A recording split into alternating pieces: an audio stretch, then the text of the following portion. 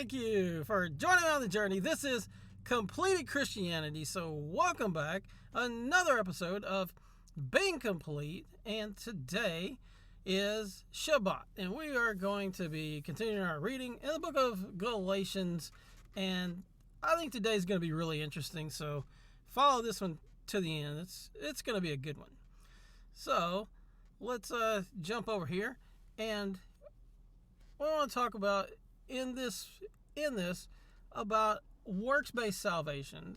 It's kind of going to be covered a little bit here. More than that, but it's going to be covered a little bit here. Touch on this idea about works-based salvation. Is it valid? Is it not valid? So let's go on, and we will take a look at this today. So we will jump right at it, and we're going to scroll down here about verse 11. We went through verse 11 last time. And I, brothers, if I still proclaim circumcision, why am I still persecuted? Then the stumbling block of the stake or cross has been set aside. Oh, that those who disturb you would even cut themselves off. So that they would cut themselves off means that he's saying that, they wouldn't just stop at the foreskin. They just cut the whole thing off. And we'll just be done with that, because he's talks about it in another verse, calls it the mutilation, because they're just mutilating flesh to mutilate flesh, so that they, as he says in another verse, glory in their flesh. And so this is not a scriptural circumcision, and that was the problem with what was going on. That's why he says, hey, this circumcision party, they want to glory in your flesh, they should just cut themselves off. For you, brothers, have been called to freedom, only do not use freedom as an occasion for the flesh, but through love serve one another. So this is one of a handful of verses that flies in the face of what a lot of modern people would believe, a lot of modern believers and preachers assert, and that grace is not an occasion for sin. And so just because you have freedom doesn't mean that you sin because you have freedom. You've been called to freedom, only do not use freedom as an occasion for the flesh. For the entire law is complete, the entire Torah is completed in this one word: you shall love your neighbor as yourself. Oh, well, see there, that whole law, that law is done away with. You just love your neighbor as yourself, and you're good. Well, how do you love your neighbor as yourself? How do you love yourself? Especially in our modern age, so many people have so much self-loathing. Then how do you love your neighbor as yourself? Well, the thing is if you had a first century Hebrew mindset, you would understand, love your neighbor as yourself. That's the law, and the law, you go back to the law, and the law tells me how to love my neighbor. The law tells me to honor my father, my mother.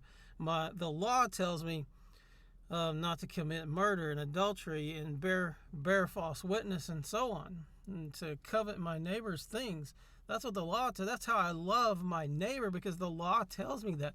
The law tells me that if I damage my neighbor's property, my fellow person's property, then I should not only fix them, repay them back for whatever was damaged, but that I should add 20% to that.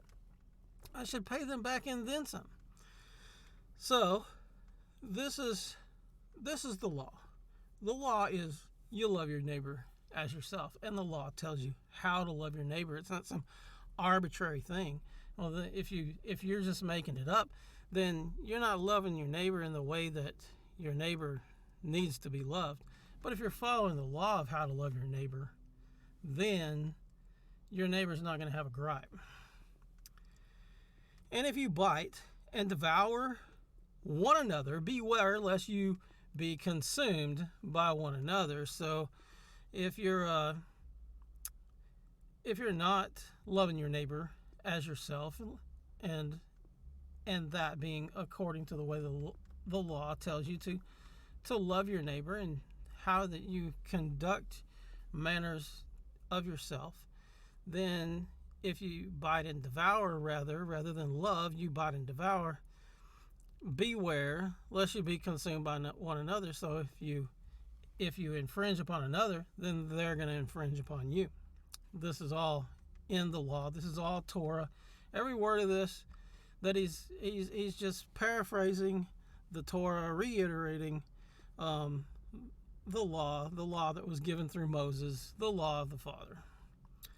And I say, walk in the Spirit, and you shall not accomplish the lust of the flesh. For the flesh lusts against the Spirit, and the Spirit against the flesh. These are opposed to each other, so that you do not do what you desire to do. So whether you're in the flesh or the Spirit, you're gonna do what you desire not to do. So if you're in the flesh, you're gonna desire to live by the Spirit, but then you're gonna fulfill the lust of the flesh. So your desire is to fulfill and live in the Spirit, but you fulfill the lust of the flesh, so you don't do what you desire to do. And likewise, if you're in the Spirit and you have a lust for the flesh, then you're going to do those fleshly things and not do the spiritual things. And so you can be in a situation of, like Paul said that he was in Romans 7, that he does that which he desires not to do. So, for the flesh lusts against the Spirit, and the Spirit against the flesh, and these are opposed to each other, so that you do not do what you desire to do. But you're led by the Spirit, you are not under law. You are not under the Torah. Well, there you go. You're led by the Spirit, you're not under that law. Well, that's not what he means, and we're going to see that here in a minute. It doesn't mean that you don't have an obligation to keep the law. Every person living that's ever lived has an obligation to keep the law of the Father. And there's multiple verses that cite that, and every person, there's not like the tick button. There's not the tick button where you just opt out of the law of the Father, and that's not what he's going to judge you by on Judgment Day. No.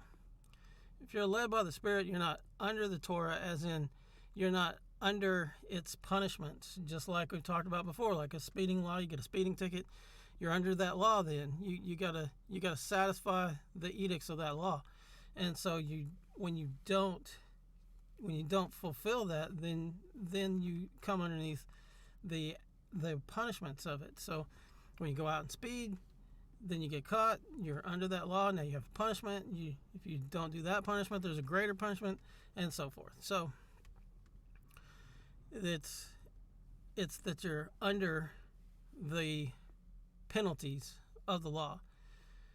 But if you're led by the Spirit, then you're not under those penalties of the law, because you're led by the Spirit, then you come into Messiah. And the works of the flesh are well known, which are these: adultery, whoring, uncleanness, indecency, idolatry, drug, sorcery, hatred, quarrels, jealousies, fits of rage, selfish ambitions, dissensions, factions, envy, murders, drunkenness, wild parties, and the like. So even if it's like all those things, all of these things are in the Torah in some capacity or another. That if you fulfill what is written in the Torah, then you're not going to fall into any of these. And so all of this is a works-based salvation, because he says, and the like, of which I forewarn you, even as I also said before, that those who practice such as these shall not inherit the reign of the Mighty One.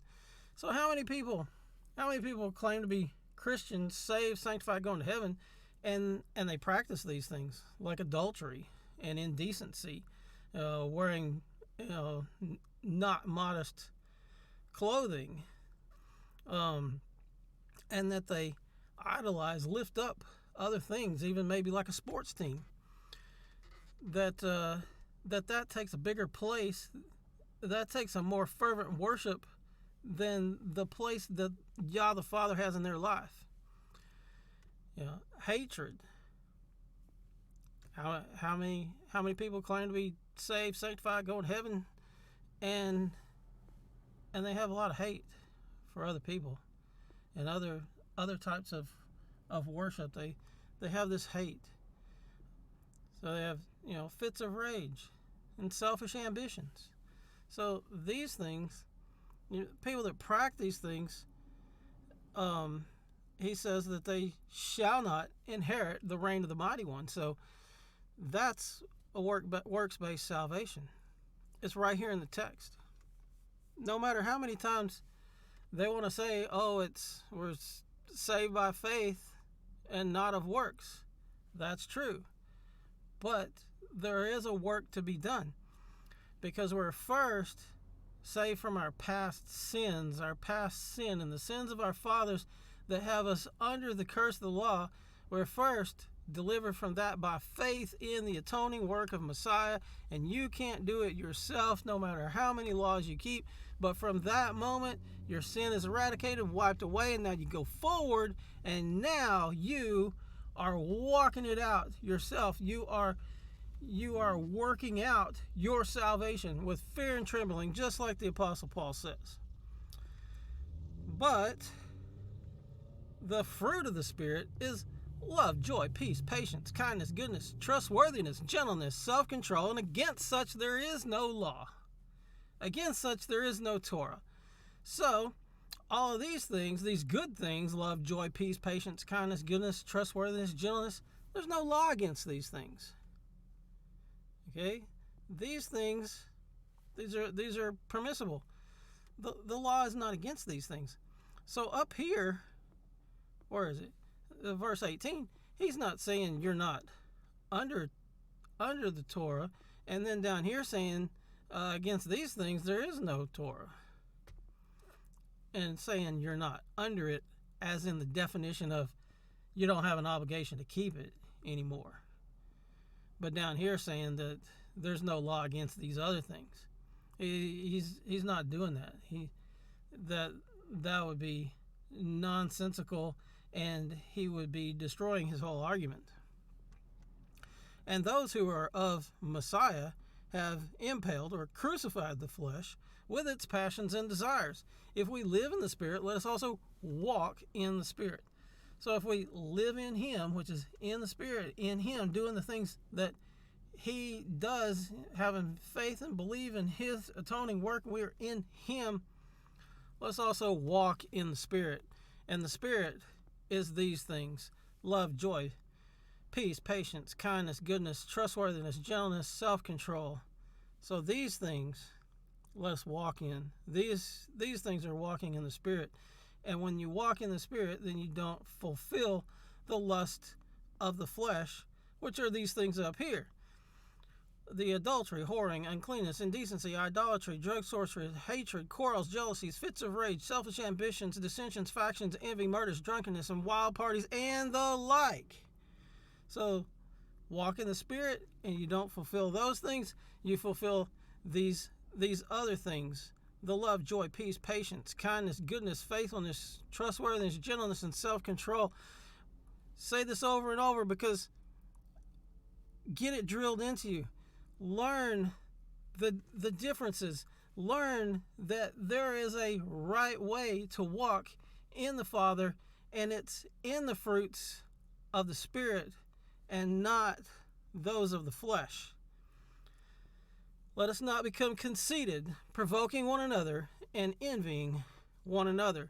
So when we have a variation of doctrine other than what the law says, when you have some doctrine or some tradition that is other than what the law says, then you have a platform of which to become conceited, because you have your way. But when your way is the Father's way, then you come underneath Him in submission. There's no conceit, and you're not provoking one another by some new doctrine, by some tradition and things like that. So that is where we need to be. We need to learn to come together under one law, one Torah, the one Torah that the Father says that is forever, and that you shall not add to it, and you shall not take away from it. We need to come under that one Torah and be one people for his name. Psalm 89:34. My covenant I will not break nor alter the word that has gone out of my lips. If you like the video, give us a thumbs up. Comment down below. Comments of opposition are welcome. Just don't say anything dumb like we're not under the law. We're under grace, because you've been taught to use that verse outside of the bounds of its intended context. Subscribe now. Smash that subscribe button and ring that bell so that you get notifications of all future videos.